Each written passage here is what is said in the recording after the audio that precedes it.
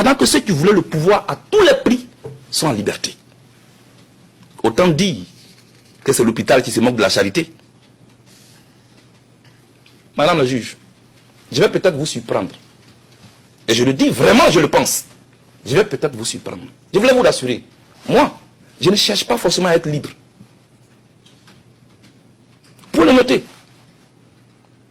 Moi, je ne cherche pas forcément à être libre. La liberté, elle est dans l'esprit.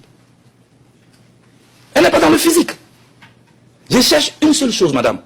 La manifestation de la vérité. Et j'y tiens, madame. Seule la vérité pourra vous permettre de situer définitivement ma responsabilité. Parce que je ne veux pas qu'on me traite de criminel. Je me suis battu toute ma vie, j'ai été emprisonné 9 fois par le pouvoir qui me poussait aujourd'hui. Depuis que j'étais étudiant, je n'ai fait que faire la prison. Non content d'avoir mis en prison au niveau national, ils vont maintenant déporter ici. Mais pourquoi? Pourquoi ils font ça? Pourquoi? Parce qu'ils connaissent des gens. C'est pas juste, madame. C'est pas juste. Ils ont un seul objectif qu'ils vous cachent. Ils ont peur de faire une compétition politique avec moi. C'est tout. C'est ça qui est la vérité. Ils veulent se servir de cette cour pour se débarrasser d'un adversaire politique. Ils nous ont triés sur le volet. Sinon, les chefs de milice sont à Abidjan. Ils les connaissent. Le procureur a un bureau à Abidjan. Donc, ils ont tous les renseignements sur Abidjan. Mais pourquoi Blé Goudéo dans tous ces jeunes? Pourquoi? Je prends un matelas pour faire une grève de la faim. On m'amène ici. Pendant que ceux qui ont pris les armes sont au pouvoir et on leur déroule le tapis. Et c'est moi qu'on ne veut pas faire passer pour le bourreau. Mais pourquoi vous faites ça? Pourquoi?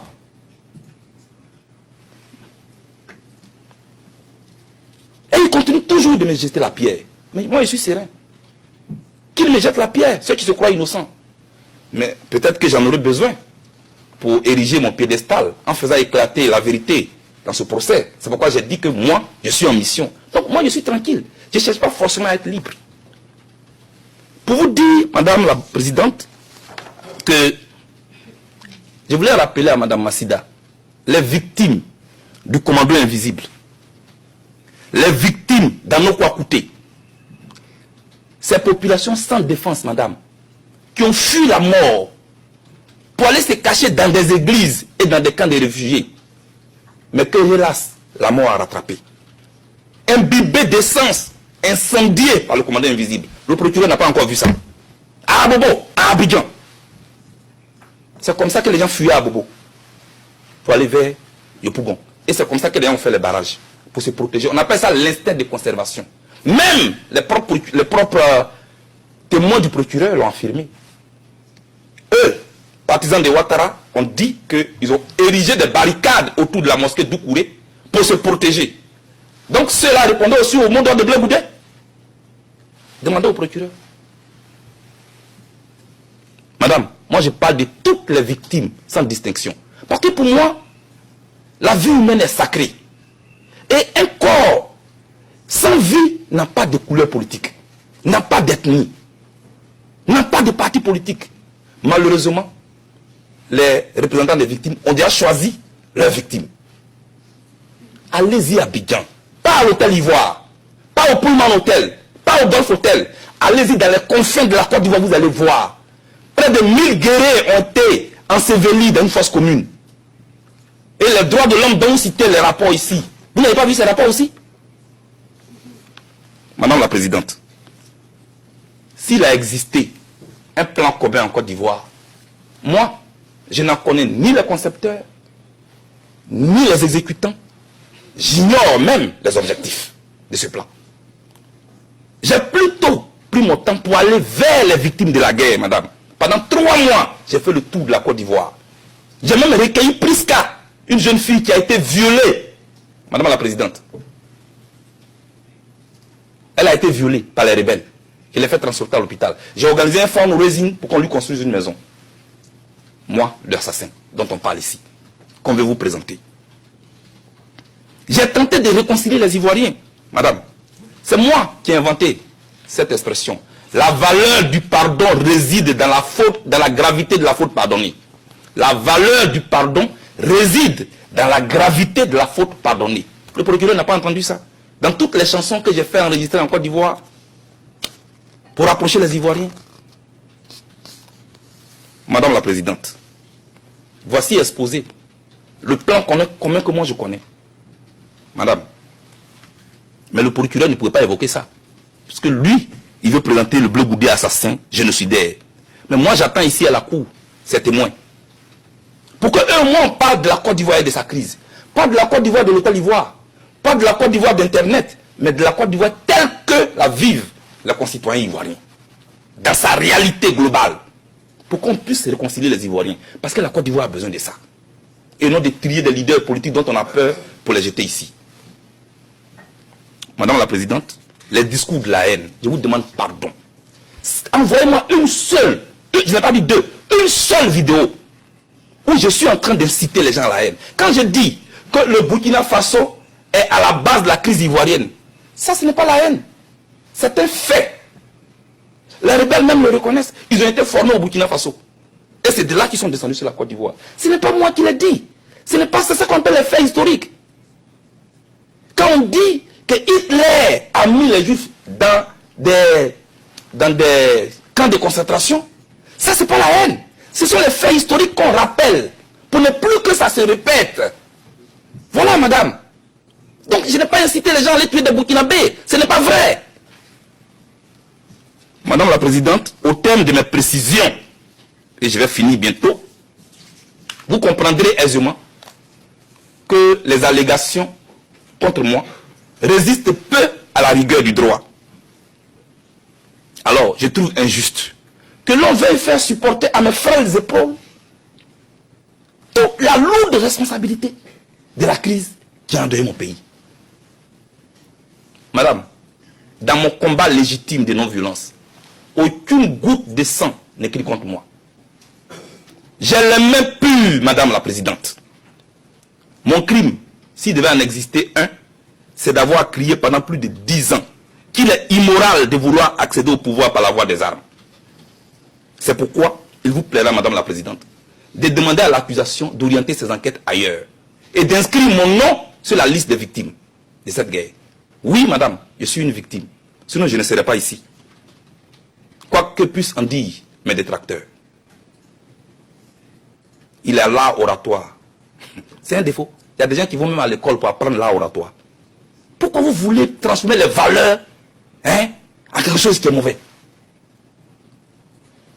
Il est charismatique. Ce n'est pas un défaut. C'est ce même charisme-là que j'ai utilisé pour faire la caravane de la paix.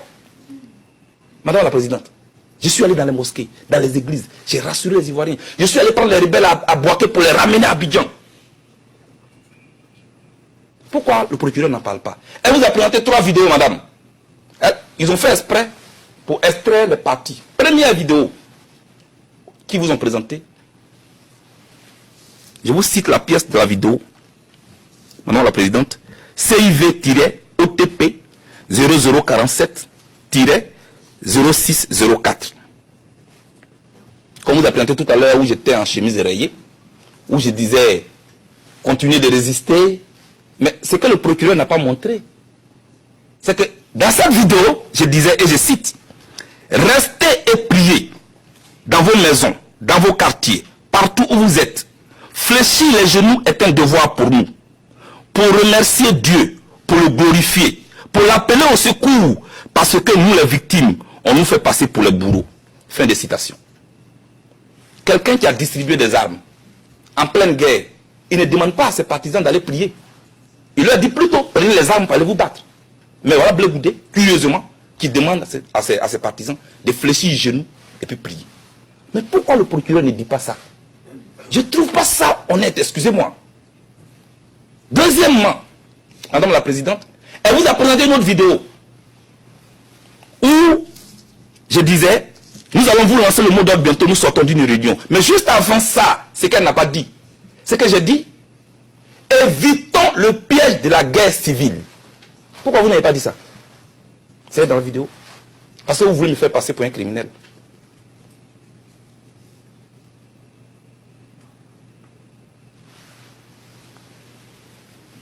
Madame la Présidente, j'ai mal. Je vous le dis sincèrement, pas de la manipulation comme on veut le faire croire. Mais j'ai mal. J'ai tellement mal que je voudrais encore vous dire, le procureur dit, Blé Goudé a dit, vous êtes devant, donc ne regardez pas derrière. Dans cette salle-là, ça a été dit. Hein. Donc cela veut dire, ne vous occupez pas des crimes passés. Ce n'est pas vrai, madame. Nous étions à un rassemblement où les gens étaient nombreux. Donc j'ai voulu dire aux jeunes qui étaient là, vous êtes tellement nombreux, mais vous ne voyez pas derrière. C'est parce que vous ne pouvez pas voir derrière. Si nous sommes très nombreux. Abidjan, on dit, à connaît pas, à demander. Demandez-moi, je vais vous expliquer. Pourquoi vous vous compliquez la tâche comme ça? Pour aller chercher des attestations, des bourses, tout ça. Demandez-moi, je vais vous dire. C'est pas la peine de raconter des choses comme ça. Madame, moi, je suis un homme convaincu de la force motrice de la mobilisation des masses et des vertus de la non-violence. Pour moi, madame, celui qui accorde le pardon se débarrasse du fardeau encombrant de la haine. Je l'ai toujours dit. Je peux le dire avec force, peut-être avec des gestes forts. C'est ma nature. Mais cela ne veut pas dire que je suis violent. Ce que je dis, je le dis avec mon cœur. Je le dis avec mes gestes. Je le dis avec tout mon corps. Peut-être que c'est ça qui est la différence. Vous voyez? C'est ça. Mais je ne suis pas le seul leader qui parle ainsi, hein, parce que je regarde la télévision. Je vois comment les leaders aussi font des gestes. Madame, pardonnez. Ça, c'est le fondement de ma philosophie politique. Aller vers l'adversaire. La tolérance politique. La culture de la tolérance. La générosité politique. C'est pourquoi je partais vers eux. M. Nick Kaufmann l'a dit et il ne croyait pas si bien dit. Madame, j'ai fait campagne pour qu'on accepte les rebelles en Côte d'Ivoire. Déjà m'insultait pour ça, mais je l'ai accepté. Je voulais vraiment vous le dire. Et moi, je ne compte pas déroger à cette philosophie. On peut me condamner, hein? Mais moi, je continuerai toujours de dire aux gens qu'on n'entre pas en politique avec les armes. Qu'on n'entre pas en politique avec les fusils. On entre en politique avec des idées, avec un projet de société. C'est ce qui est vrai. Alors, madame, moi, je voudrais vous dire, madame la présidente, ce qui suit.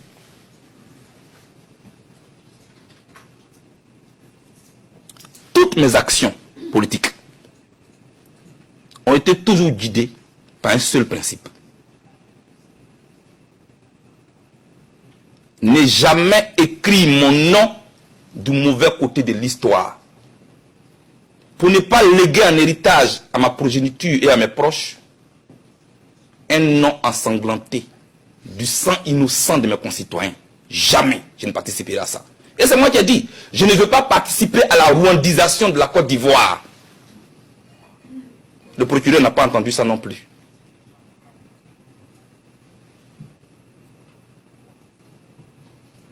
Madame la présidente, le nom Blé Goudé ne m'appartient plus. Ça appartient aux Ivoiriens.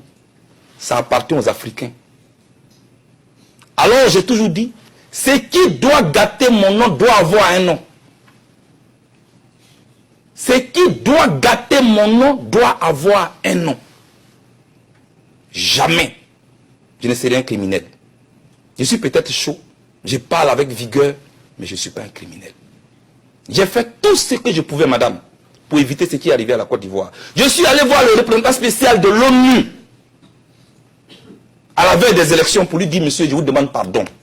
Ce que je vois, les partisans de Ouattara sont en train d'incendier les résidences du directeur de campagne de Gbagbo à Korogo, M. Maliou Koulibaly. Vous pouvez le vérifier sur Internet. J'avais Koulibaly, porte-parole de Gbagbo. Sa maison a été incendiée à Katioula. Je suis allé voir le représentant spécial de l'ONU pour lui dire, il faut que Gbagbo, Bédié et Ouattara fassent une campagne pour désarmer les cœurs avant les élections. Mais madame, on ne m'a pas écouté. Parce que les gens voulaient le pouvoir à tout prix. En fait, eux, ils avaient déjà les plans communs. C'est eux qui ont le plan commun, ce n'est pas nous. Madame la présidente, je voudrais que, au nom de la balance que je vois ici, sur tous les papiers en tête de la CPI, qui est le symbole de la justice, de l'équité, madame la présidente, je vous serai reconnaissant de me laisser rentrer chez moi, auprès des Ivoiriens, pour construire et bâtir ensemble avec eux la réconciliation et la paix, comme je l'avais déjà commencé. et pour continuer de dire à ceux qui n'ont pas encore compris qu'on n'entre pas en politique avec les armes, plutôt avec des idées et un projet de société. Madame, la prison, certes, c'est dur. Ça peut même durer. Mais ça ne dure pas éternellement. Et comment il s'appelle, Abraham Lincoln n'a pas eu tort. Quand il disait, pour une cause noble, on ne perd jamais son temps en prenant tout son temps. Il disait ainsi aux partisans de la vitesse que la vie ne se résume pas aux aiguilles d'une montre, mais plutôt à la qualité de nos actes pendant notre séjour bref et passager sur terre. Pour dire que mes adversaires ont la montre, moi j'ai le temps.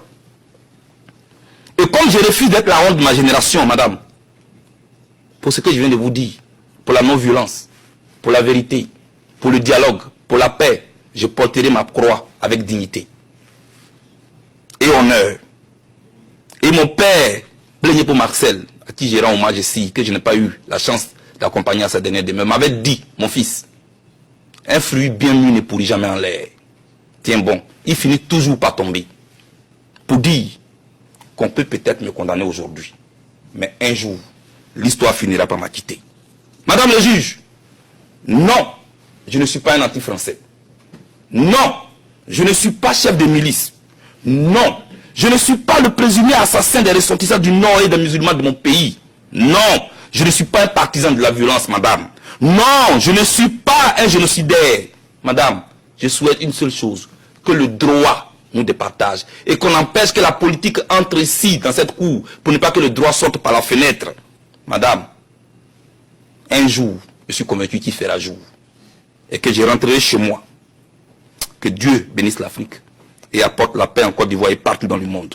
J'ai fait confiance à la justice internationale. Je vous remercie. Je vous remercie. Nous avons donc conclu vos déclarations de clôture.